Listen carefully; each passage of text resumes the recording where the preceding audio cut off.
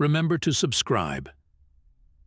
In the grips of a biting November wind, Point Pleasant, West Virginia, was more than just a quiet town. It was the center of a chilling enigma that had attracted Jack, a journalist known for chasing shadows. The year was 1966, and Jack had come following whispers of a creature as haunting as death itself, the Mothman. With each resident Jack interviewed, the legend grew denser. Eyes wide with fear, they spoke of a giant being with hypnotic red eyes and wings vast enough to blanket the light of the moon. They described a silence that fell over the woods, so heavy it smothered the wind. Animals behaved oddly. Dogs hid under houses, and the nights when Mothman appeared, people reported nightmares that left them gasping awake.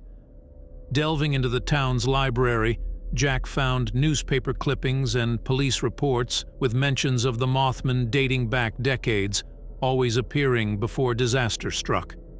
The most chilling of these was the Silver Bridge collapse of 1967, a tragedy that seemed predicted by the creature's sudden appearance to a dozen onlookers the night before.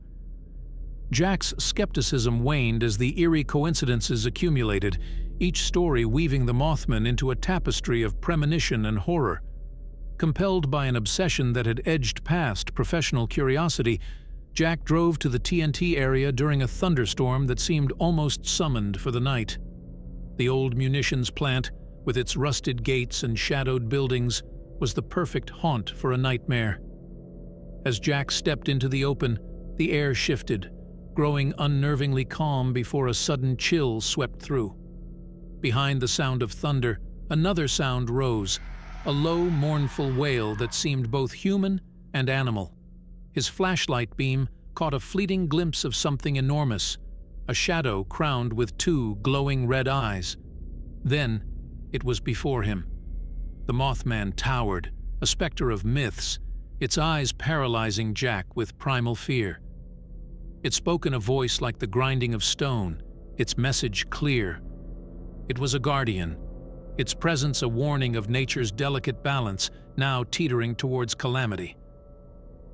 As dawn broke, Jack left Point Pleasant, the echo of the Mothman's prophecy lingering in his mind. The story he penned next was no ordinary article, but a confession of the night he stood at the boundary of the known world and peered into the abyss beyond. Driving away, he glanced in his rearview mirror, half expecting to see those red eyes. But there was only the road and the rustling of the trees, whispering secrets only the Mothman knew.